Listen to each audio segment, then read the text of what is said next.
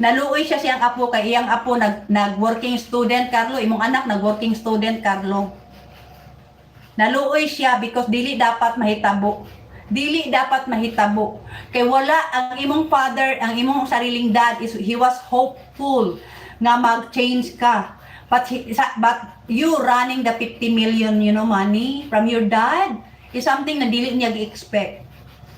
Tapos ginagamit mo pa ako na nandito ka pa sa kamay ko. Tapos pinapaniwala mo pa jud ang daddy mo na ako sa Amerika, ha? Pinapaniwala mo yung dad mo na ako na sa Amerika? Parang nakay rason para magwala ka kay na ako sa Amerika. My God, Carlo, yung drama mo. God bless you, Carlo Lim. God bless you talaga, Carlo. Ay, my God. Dili na yun may mag-expect, Carlo, nga naapakay nabilin na konsensya. Kay, I think you're good as dead eh. Buhay ka pero patay ka na eh. Wala ka na saktong auto, Carlo. Wala ka gani kalag. Kaya kung nakay kalag, di mo magawa sa daddy mo yan, ha?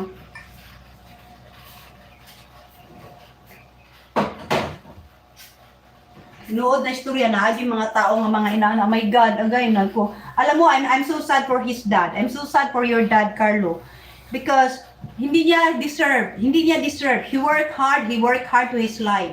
He's been a good person, and he don't deserve all this treatment, especially sa sarili niyang anak. Talaga, especially sa sarili niyang anak, guys.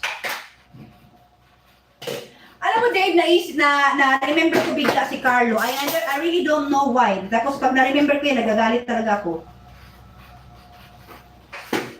Nagagalit ako pag na-remember ko yung Carlo na yan.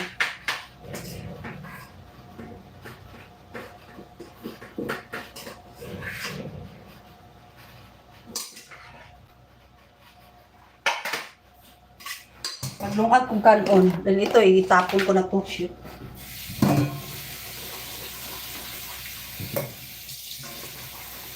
Na-remember ko si Carlo, okay?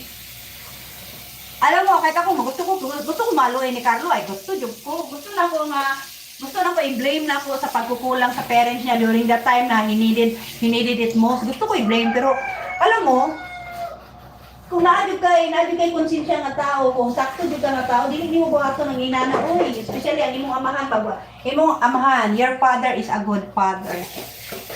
Okay lang buhato na sa mga anak na kato naman kung mga anak nga naiamahan na puryagaba ayun noon. Kana bitong paliyag ni mo Carlo, di ba father ka na Carlo? Kung kanang imong mga anak Carlo, maltratuhon ka na pag-abot sa panahon, deserve mo yan. Okay? Deserve mo yan pag maltratuhon ka sa imong mga anak because you never really a father to them. Di ba? Hindi ka nga nag-support, hindi ka nga nagpakain sa sarili mong anak eh. Pag ikaw niyan, magtratuhon ka niyan one of these days, deserve mo yan. But you hindi lang maltrato yung ginawa mo sa daddy mo eh. It's a torture, Carlo Lim. Ang ginawa mo sa daddy mo is a torture. You know, your dad don't deserve any bad thing. Kahit kunti, kahit that ng bad thing. Your dad doesn't deserve that. Hindi po deserving yung daddy mo to be treated badly.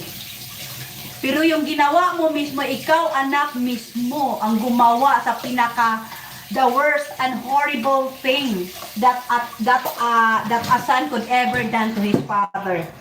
Nagawa mo yan dyan, Carlo. Nagawa mo yan, Carlo. Okay? Despite of his effort na mapalabas ka sa kulungan, sa Bilibid, despite of accepting you as his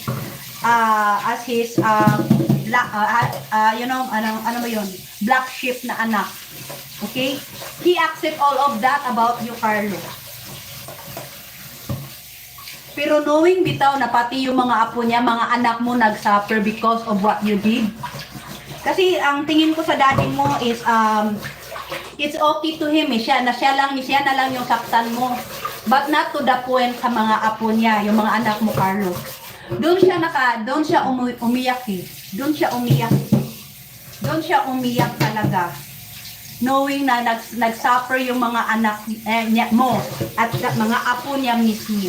Doon siya umiyak. Talagang tumulo yung luha niya doon sa pagkain niya, Carlo. I'm telling you, that was his last year's birthday. And then magbe-birthday na yung dad mo this next month.